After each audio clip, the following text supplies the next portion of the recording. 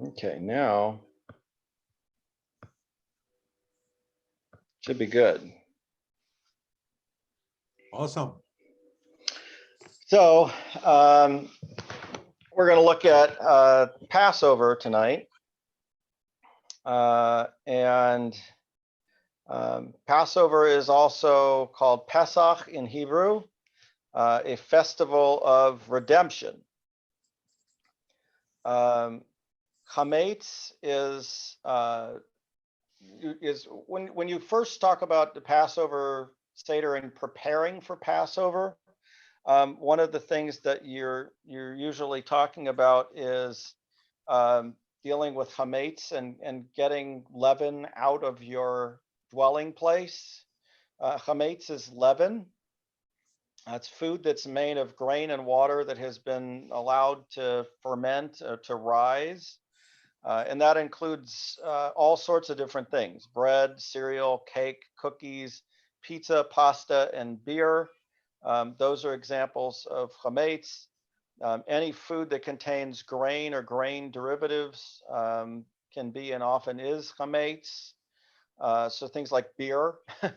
And then practically speaking, any processed food that is not certified kosher for Passover can include chametz ingredients. So you'll see if you really want to keep Passover for certain, you want to buy products that say kosher for Passover. And that can be all sorts of different things. And the rules get stricter and stricter as you look. Okay, dealing with the names. So Passover is what the destroyer did. Pesach is what God did. So here's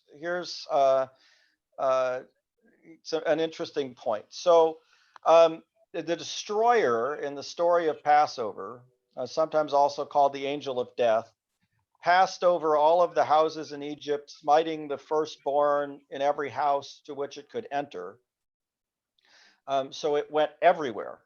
And didn't enter the houses of the Israelites because the houses of the Israelites were protected with blood on their doors. Okay, so what God did is God pesached, which is what a mother bird does to protect her eggs, the doorways that were covered in lamb's blood of the Israelite homes, preventing the destroyer from entering. So essentially, God blocked the doors of the Israelites' homes. The destroyer couldn't get into the homes, and therefore that's what. So that's the difference. Okay, the destroyer passed over all of Egypt. What God did is Pesach and protected the Israelite homes. Chametz and Matzah are spiritual opposites. Matzah is unleavened and light. Chametz is heavy and leavened. Okay. So the idea is that you're kind of cleansing yourself spiritually as well as cleansing your home. From the morning of Passover until the conclusion of the festival of Passover, we avoid eating chametz. Tradition says that it's forbidden to own chametz at all, to derive benefit from chametz in any way, or to have chametz physically present in our domain, in our home during this time. It is traditional to clean your house to make sure that you don't have specks of chametz, grain anywhere, cupboard, closet, or room. To somebody who's not Jewish, with the transaction supervised and approved by an online rabbi. So some of this stuff ends up being more based on following the letter of the law rather than the spirit of the law. And so there's an issue there. Obviously, the idea is to not have chametz anywhere. So the real idea is to prevent yourself from using the chametz. This year, there's all sorts of new rules and regulations because of coronavirus, and the idea really being that you are separating things off where you are, instead of going outside in a big group and burning in a bonfire, because that's a big gathering. If you're in a big Orthodox neighborhood or ultra Orthodox neighborhood, people would go out and gather in big groups and do this, and you don't want them to do that. So this year, particularly, you're avoiding that kind of interaction. So you're supposed to burn the chametz you have left in your possession, destroying it. And like I said, this year you can't necessarily do that. Okay, so here's a big image of the burning of chametz in Bnei Barak, okay, which is a town in Israel that is significantly ultra-Orthodox. And right now is actually sealed off by the Israeli government with a "don't go outside your home's" order because of coronavirus. So you can see all the people gathered around for this. It's usually a very big celebration, a very big event right before Passover. Okay. By tradition, only one Seder is held in Israel, while in the diaspora we hold two Seders. Reform and Reconstructionist Jews often only hold one, though congregations may do a second night Seder as we do in our, well, we used to do in our congregation. Right now, in recent years, we've been doing a first night Passover Seder in our congregation rather than a second night one. We used to do a second night one.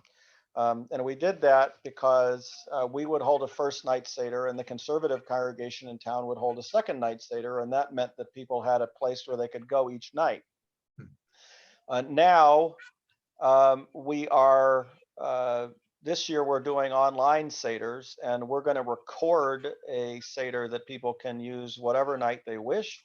Yes. And we'll do some other check-in and educational things in order to help people get through Seder this year. Okay, so you have in the Jewish tradition ways of going above and beyond mitzvot. There's certain mitzvot you can do to meet the letter of the law, and then you could go beyond if you really wanted to. And there's something called shmura matzah, okay, which is a special kind of matzah. And it essentially has extra precautions taken when making it. So the extra precautions in the guarding, this is guarded matzah, that's what shmura means. And it essentially it's this: the wheat is reaped before the sheaves have completely dried out. Once the wheat once the wheat is completely dry, it doesn't draw water from the ground, and if it becomes wet because of precipitation, it may ferment and become chametz, even though it's still attached to the ground. So in this case, the wheat kernels are carefully examined to make sure that there are no grains which have split or that are sprouting, and the harvest is carefully supervised to make sure that it does not become damp until it's ground into flour. Okay, so we're making sure that even the grain, while still in the stalk, is not having any changes. Shmura matzah generally looks like this. It's round as opposed to the square kind of matzah. It's easier to identify that way. It's not necessarily that it has to be round, I don't believe, but it generally is, and it's inspected and then put in a box. It's usually much more expensive than regular matzah. And you can find different varieties of it. Some people will use shmura matzah for the special matzah that is used for the Seder plate, for the leader of the Seder, but regular matzah for everything else. You can do it however you want. Okay. Most authorities maintain that it's sufficient to guard the wheat from the time that it's ground in order to use it to fulfill the mitzvah of eating matzah. Some authorities dispute this and maintain that the wheat must be guarded until the time it's harvested. That's why you have these different levels of matzah. So you have regular matzah on the one hand, or you have shmura matzah, which you can also use. In 1954, Chabad really created the demand for shmura matzah. Rabbi Menachem Schneerson began talking about the importance of eating authentic shmura matzah, encouraging his followers to distribute it to every Jew they met and to teach them about the significance. And this is basically to teach them about the meaning of the holiday and the importance of the holiday. and to teach them a little bit about leaven.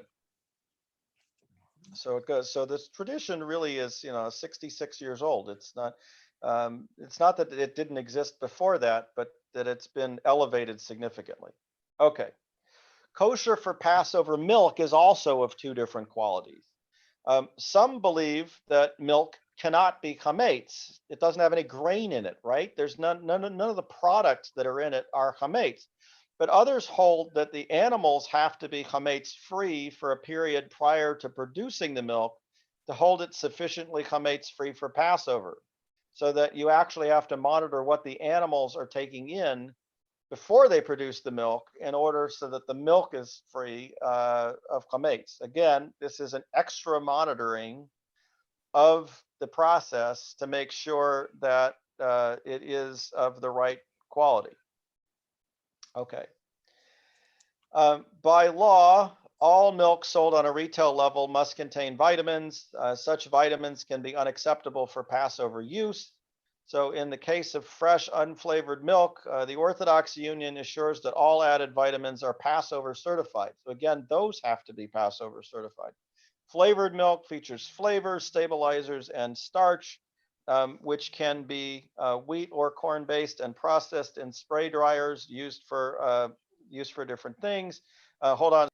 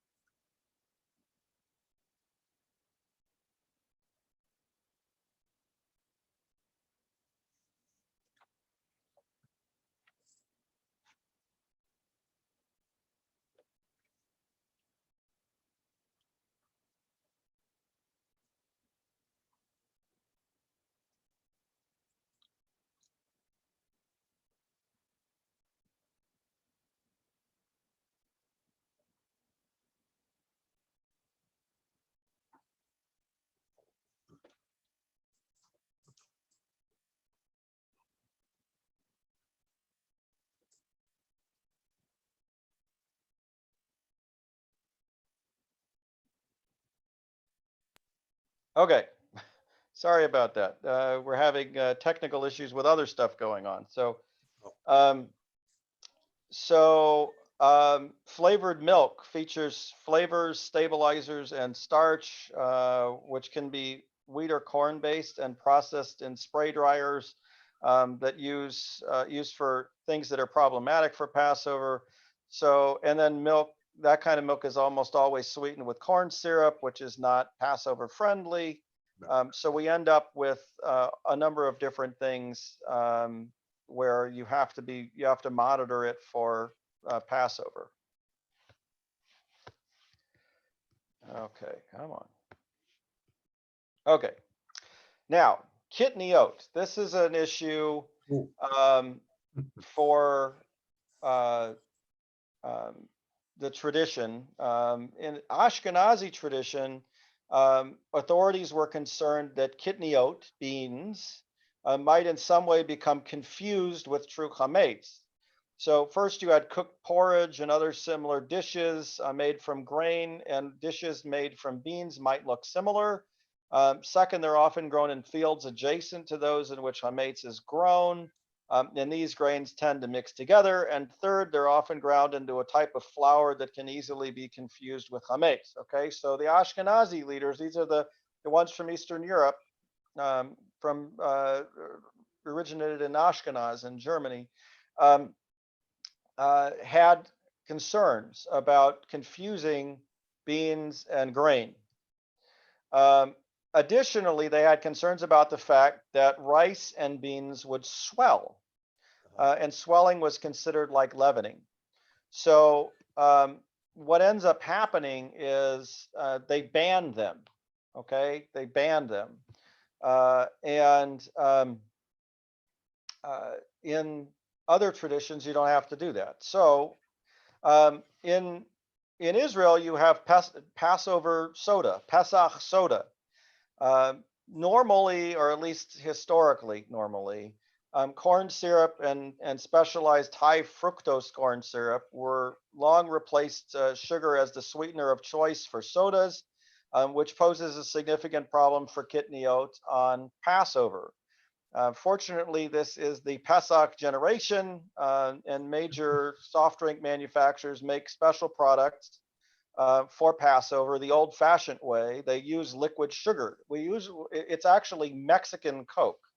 The Coca-Cola that comes from Mexico uses liquid sugar, and the Israelis import it to Israel for Passover time. But you can actually get the sugar version of Coca-Cola in most grocery stores now. Usually it's in like the health food aisle, or something like that, as opposed to being in the normal soft drink aisle. But you can find it. It's really good. Okay. One of the things to understand about um, the Passover side, the kitniot side, is from a Sephardic perspective. You don't have to worry about rice and beans, and therefore you don't have to worry about corn either. And the most Reform Jews would say this is, in fact, most Reform and conservative Jews, and even some Orthodox Jews now would say that the whole idea of kitniot is one we don't have to follow. That kitniot are that this is a stringency that doesn't make sense. It makes dieting during Passover much more difficult. And so Reform Judaism says you do not need to follow the restriction of kitniot, and rice and beans and corn are all fine. It's much better to do that. You'll have a much better diet, and you're much more likely to keep Passover if you do that, because you have stuff you can eat. Oftentimes, especially with kids, they'll only do a few days and then they're done, because once you take pasta and grain and everything else out of their diet, they won't eat. So you need to make sure that you've got a better diet, and if you can keep Sephardic Passover, you're better off doing that than not keeping Ashkenazi Passover because it's too stringent. Okay, the Passover Seder itself. Seder means order. There are a sequence of things that we do during the Passover Seder, and it's really comprised of experiences. And the Seder comprises these 15 experiences traditionally. It's usually held on the first 2 nights of Passover. The Seder's 15 steps start with lighting candles and the first cup of wine, and then washing hands, and then dipping vegetables, breaking the middle matzah, telling the story of Passover, which is accompanied by the second cup of wine. Then there's another washing of hands. We're going to do lots of washing of hands this year, saying the blessing over the matzah, eating the bitter herbs, eating the matzah, bitter herbs, and haroset together in a modern Passover Seder, and then eating the meal. And then at the end, you will eat the afikomen, which is the remnant of the matzah, which is kind of a dessert and a taste of the Messianic age. Then there's a third cup of wine, a fourth cup of wine, and then finally we give thanks for the food that we eat. That's the basic outline of the Seder. There are 4 questions that are traditionally asked at the Seder. The purpose of the questions were to provoke discussion, particularly from the children. Originally, the questions were points of difference between the Seder and a regular meal that children would notice. So why are we doing this differently tonight versus a normal night? So the first question is, Ma Nishtana, why is this night different from all other nights? There are traditional answers that go along with these questions. On all other nights, we eat leavened bread and matzah. On this night, we only eat matzah. Um, Matzah reminds us that when the Jews left Egypt, they had no time to bake their bread. They took the dough on their journey and baked it in the hot desert sun into quickly baked bread or crackers called matzah. Okay, that's the traditional the traditional answer. And it's bread and matzah versus only matzah is the answer to the first question. The modern version of that question might be on other nights we do not eat matzah at all. Why on this night do we eat matzah? Okay, right? Somebody in a modern Seder is going to notice different things about the Passover Seder than people in ancient times would have. Matzah is the ceremonial food for the holiday of Passover. It was also the food with which Israelites ate meat in ancient times. Though there are other types of unleavened bread, matzah, a cracker baked according to rabbinical standards developed over the past 1,000 years to prevent the dough from rising, is the accepted form. In ancient times, it's likely that matzah was much more like a tortilla. Matzah is also called poor man's bread in the tradition. And poor man's bread is very similar all around the world. It's a very similar mixture of flour and water and a very basic dough. Okay. On all other nights, we eat various vegetables, and herbs. On this night, why only bitter ones? That's the traditional question, the traditional second question. Why only bitter ones? Bitter herbs remind us of the cruelty of the Jewish people endured during their slavery in Egypt. Okay. The modern question, the modern question again, what we would think of when we're responding to these questions. On other nights, it's not a big deal that I don't like bitter herbs and wouldn't even think about eating horseradish or endive, but tonight I have to eat it. Why? That's what the child is going to ask at the Seder. They're not going to say we only eat bitter herbs because that's not what most people serve. They serve all sorts of stuff. And the answer to this is the reaction from tasting the bitterness is part of the ritual. A lot of people will tend to water down everything so significantly that they may not even taste it. The rabbis ask that people taste the bitter herb, whether horseradish or a bitter lettuce such as endive, by itself before mixing it with anything else so as to get a full taste of its bitterness. Okay, question 3. On all other nights, we do not dip one food into another even once. On this night, why do we dip twice? The traditional answer is we dip bitter herbs into haroset to remind us how hard the Jews were forced to work as slaves in Egypt. The chopped apples and nuts of the haroset represent the bricks and mortar that were used to build Pharaoh's city. And when we dip the vegetables in salt water, the vegetables remind us that spring is here and new life will grow, while the salt water reminds us of the tears of the Jewish slaves. Okay, these are explanations for why we do these various things.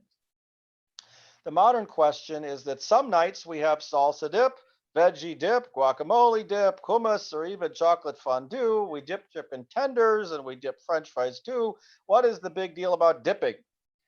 Okay, our modern diet is not close to the diet in ancient times. The idea that dipping something in something else is unique is certainly not relevant to us. We are very often doing that. And so we have to really have a different kind of question here. So here are some other answers. There are likely several reasons that people would dip foods. And here are a couple. In ancient times in Mediterranean countries, they ate just like they do today by dipping bread and vegetables into sauces. In Europe, they didn't do that. So dipping at all was different. So if you were in different parts of Europe, you wouldn't dip your food into something else on a regular basis. And if you're trying to then do this ritual, you would notice that that's a difference. If you were living in a Mediterranean country, it wouldn't necessarily be different at all. In fact, you might even be doing it less than you normally would. The holiday also has a theme of commingling happy with sad, slavery with freedom, suffering with hope. Dipping is mixing and is in line with the theme of the day. Okay. On all other nights, we either sit or recline. On this night, why only recline? We lean on a pillow to be comfortable so that we are reminded that while once we were slaves, we are now free. Hmm. Okay, the modern question. Why does the Haggadah say recline? We don't recline. We sit at a table with a pillow under our arm, maybe, but we don't recline. Who reclines? There isn't room to lay across the chairs. We'll get fussed at for falling asleep, and if we eat, we could choke. What is going on here? Okay, now in ancient times, nobles particularly, ate while reclining on couches, and food was brought to them by servers. So what they would do is they would be laying down on their side. Somebody would bring a tray around. They would pick off something like that, and they dip it in something else, and then they'd eat it. Right? That's where part of the dipping came in. One of the goals of the Seder is for us to eat as a free people, but also as noble men and women would have done in ancient times. Hmm. It was like this. It was a Roman symposium meal. The Passover Seder is a Roman symposium meal, including all the aspects of a Roman symposium meal. Oh, and by the way, the Roman symposium meal included all of the various courses and wine and everything else that we do in a Passover Seder. The Passover Seder actually is based on a Roman symposium meal.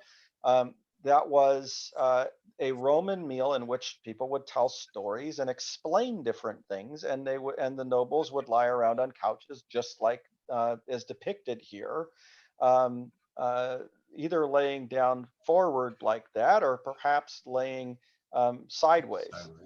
But you could see it probably wouldn't be super comfortable to eat lying on your stomach. Most of the time, they would be potentially lying on their side, but the organization was more or less like this. In Sippori, in the northern Galilee in Israel, you see the outline of exactly this. You have these tables around and couches around an area. If you look at the floor of one of the houses, the Roman villa in Sippori, you see exactly this outline where the couches would have been, completely surrounding this area of floor. Okay, now the Hillel sandwich as we have today, we call it the Hillel sandwich, is what you eat right before the meal. Today we mix matzah, maror, and haroset. Okay, so we mix the matzah, the bitter herb, the maror, which is usually horseradish for us, and haroset, which is the sweet mixture. But in ancient times, the trio was not that. It consisted of the three most important items for the holiday. So when Hillel was actually talking about this, it was combining matzah, maror, and Pesach. Matzah was not a cracker, but was something more like a tortilla. And we know this because it was what you ate meat with. And if you ever try to eat meat with a tortilla, you're going to eat meat with a cracker, you're going to have a problem. You try to put a big chunk of steak of any kind on a piece of matzah and eat it, it's going to be a mess. Um, However, if you use something like a tortilla and you combine it with endive in some fashion, and then you add Pesach, the lamb offering, you end up with something that looks like this. The Hillel sandwich looks like a pita or tortilla filled with a meat and a lettuce. Pesach, maror, and matzah. We recognize this right away because it's actually a fairly standard item of food for us in the modern world. It may not have been in ancient times, but for us, it definitely is. We recognize that in a second. We just don't connect it with this holiday. And we're not used to eating lamb with bitter herb along with a tortilla, but that would be it. Today, we would add sauces and a few other different things, and we'd be good to go. Okay, the plagues. This is a centerpiece of the Passover Seder, is to remember the plagues. That's the centerpiece of the Exodus narrative. And you have the 10 plagues: blood, frogs, lice, wild beasts, pestilence, boils, hail, locusts, darkness, and the death of the firstborn. whoops, how do we skip that here? Okay. It's showing you, yeah, okay, well, let's do this. We'll come back to that. These plagues were designed to show the weakness of the different Egyptian gods. They were designed to show that Adonai, as the God of the Israelites, was superior to the Egyptian gods.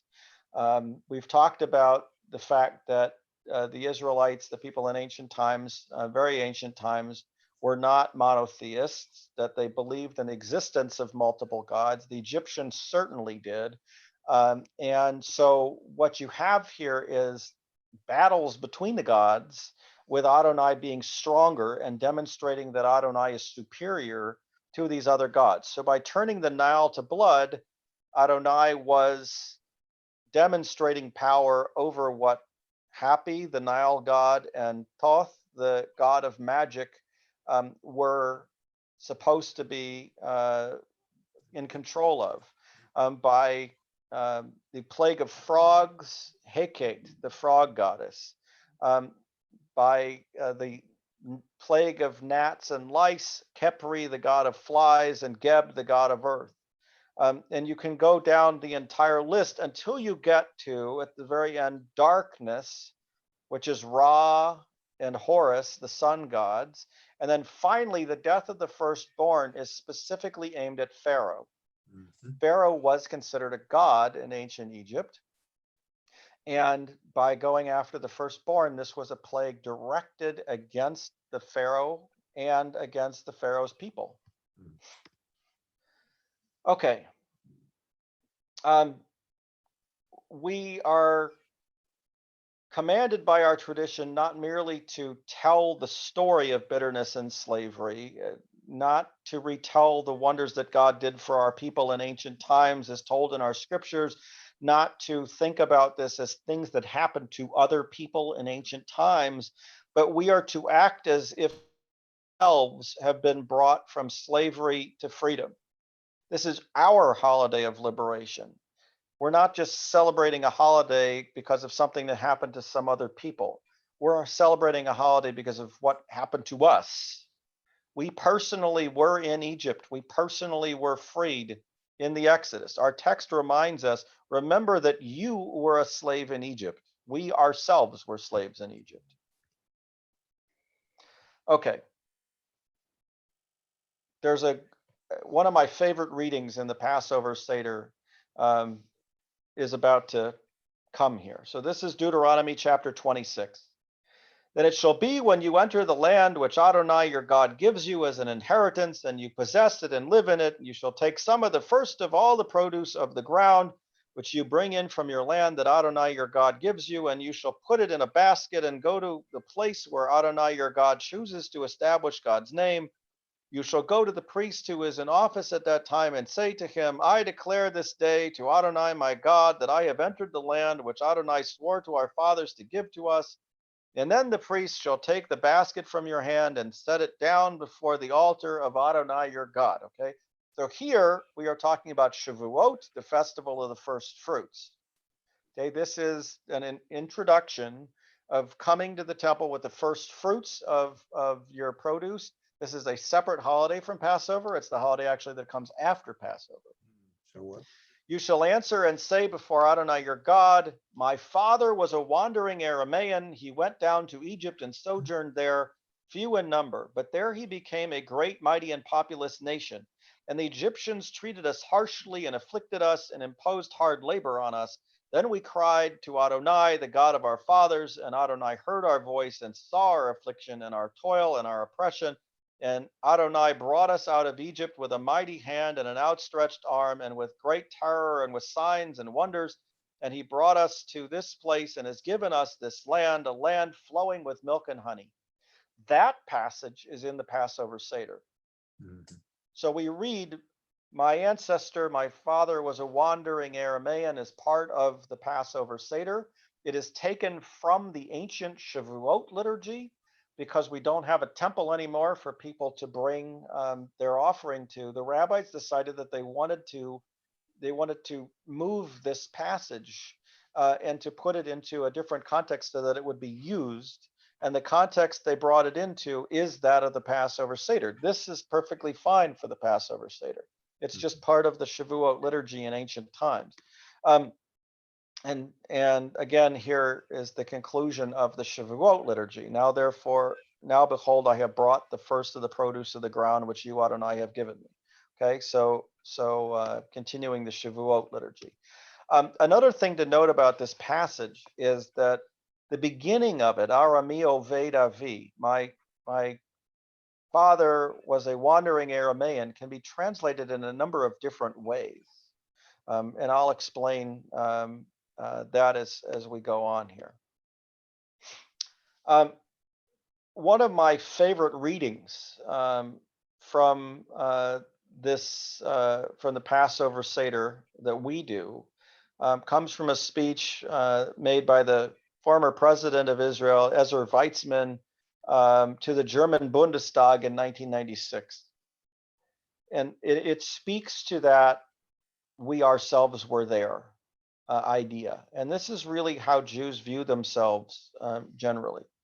All Jews in every generation must regard themselves as if they had been there in previous generations, places, and events. I was a slave in Egypt. I received the Torah at Mount Sinai. Together with Joshua and then with Elijah, I crossed the Jordan River. I entered Jerusalem with King David, was exiled from it with King Zedekiah, and did not forget it by the rivers of Babylon. And when Adonai returned the captives of Zion, I dreamed among the builders of its ramparts. I fought the Romans and was banished from Spain. We're jumping huge amounts of time here. Yeah. I was bound to the stake in Mainz, crusades. I studied Torah in Yemen and lost my family in Kishinev.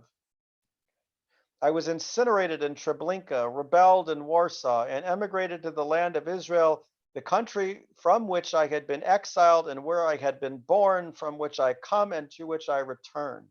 I am a wandering Jew who follows in the footsteps of his forebears, and just as I escorted them there and then, so do my forebears accompany me and stand here with me today.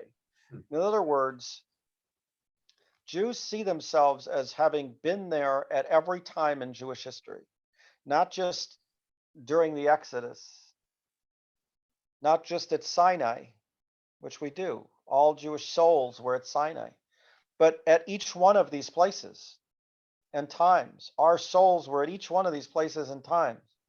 We experienced all of these things. They're not just history that happened to others. That's an important understanding of Judaism. Our journey has been long and arduous, and our blessings are always under threat. Yehuda Amichai wrote a poem, What is the continuity of my life? I am like one who left Egypt. The Red Sea is split in two when I cross on dry ground with two walls of water on my right and on my left. Behind me, Pharaoh's soldiers and horsemen. Before me is the wilderness and perhaps the promised land. This is the continuity of my life. Okay. I wanted to get back quickly to this idea of the translations. My father was a wandering Aramean. There are also translations of my father was persecuted by an Aramean. My ancestor was persecuted by an Aramean. And the rabbis see that as the story of Jacob being persecuted by Laban. And these different meanings have different implications for the holiday. If you're living in a time of persecution, the idea that the holiday is about freedom from persecution is a very important one. If you are thinking about the development of Jewish history for whatever reason, you're celebrating being in the land of Israel. You might look at this and say, my ancestor was a wanderer, and now I'm living in a land that belongs to me. So you can have different positions based on that. Oh, I wanted to show you the picture of different harosets. It was kind of out of order in my presentation. So Ashkenazi haroset on the left there is generally apples and honey with a little bit of nuts. The Sephardic haroset is usually date or fig haroset, or a combination of the two of them, maybe with some other things in it. And it's sweeter. It's using the fruits that are local to where you are. And some families will have both of those. Okay, skipping ahead again. Many Christians ask about Passover as the Last Supper. And if you look at Christian scriptures, you will see in Matthew 14, now the Passover and the festival of unleavened bread were only 2 days away, and the chief priests and the teachers of the law were scheming to arrest Jesus secretly and kill him, but not during the festival, they said, or the people may riot. Okay, so we got the setup here. We're 2 days away, and they don't want to do it during the festival. On the first day of the festival of unleavened bread, when it was customary to sacrifice the Passover lamb, Jesus' disciples asked him, "Where do you want us to go and make preparations for you to eat the Passover?" Okay, so let's just stop there to begin with. This is a misunderstanding right off the bat. The first day of the festival of unleavened bread, when it was customary to sacrifice the Passover lamb, is already wrong. The Passover lamb was sacrificed before the first day of the festival of unleavened bread. So you sacrificed the Paschal lamb in the morning, and in the evening, the festival of unleavened bread began, which means that the first day after the first day of the festival of unleavened bread is exactly the day after you sacrifice the Passover lamb. When this changes is when you stop sacrificing the Passover lamb, or at least when this understanding changes. When there's no temple in Jerusalem, there's no place to sacrifice the Paschal lamb anymore. The understanding that those were 2 different days is gone, and Passover begins with the festival of unleavened bread, like it does now. We don't sacrifice the Paschal lamb. We start with the Seder in the evening. That begins the festival of unleavened bread. But in ancient times, they would have sacrificed the Paschal lamb during the day before they begin the Seder. Okay, so in ancient times, those were 2 different days. This is actually one of the ways to date the book of Matthew to after the destruction of the Second Temple. So it has to be post 70 because of that, right there, 70 CE. Okay, so he sent 2 of his disciples, telling them, "Go into the city, and a man carrying a jar of water will meet you. Follow him." The disciples left, went into the city, and found things just as Jesus told him. So they prepared the Passover. Okay, so Jesus had, according to the tradition, Christian tradition, 12 disciples. He sent 2 of them ahead of him to Jerusalem. So how many should he arrive with? He should arrive with 10. When evening came, Jesus arrived with the 12. What? He's supposed to have 10. So what happened? He started with 12, sent 2 to Jerusalem. He's supposed to have 10 here, coming to meet 2. Now, there's a problem. Okay, this doesn't add up. And part of what happens here is you have an insert in the text. This idea that we're dealing with the Passover Seder itself is stuck into a text. We see this in verse 22 also. While they were eating, Jesus took bread, and when he'd given thanks, he broke it and gave it to his disciples, saying, "Take it, this is my body." In ancient times, people knew what matzah was. There was a term matzah in the Greek also. The term here is bread. You could eat bread the night before the sacrifice of the Paschal lamb because it was not during the festival of unleavened bread. Okay, so it made sense that night. Once you're beginning Passover, it doesn't make sense that you're dealing with bread. The term should have been matzah here. And the fact is, if you're trying to connect the holiday specifically, the idea that you are elevating the symbols, particularly the symbols of the Passover Seder, would be so obvious that there's no way they would be avoided. So what we have here is an insert into Matthew 14 of an attempt to make the the Last Supper a Passover meal, which it was evidently originally not, even in this text. There's no mention of the Passover symbols at all. There's no mention of the Paschal lamb. There's no mention of the bitter herb. There's no mention of matzah. So the gospel texts leave out the vital Passover related symbols, which not only would have been easily connected to the narrative, I mean, they would have been easily connected to the narrative of the passion narrative. Okay. So the fact that they're not mentioned is a major flag that we have a problem in the text here. Now, what is the problem in the text? The problem in the text is that the original theology related to this you can actually see in the Gospel of John. Now, what's interesting is the Gospel of John is later than the book of Matthew, but the theology here makes more sense. The primary theme in the Gospel of John is that Jesus is the Lamb of God. Jesus would have been then sacrificed on the day of the sacrifice of the Paschal lamb, which was the day before the evening that began the festival of unleavened bread, which means that the Last Supper is not the beginning of the festival of unleavened bread. It's actually the night before. Mm-hmm. Okay. So, why don't we take some questions? You have any questions? I don't. You don't? Okay. So I think that's kind of a basic outline of some of the historical things of the Passover Seder.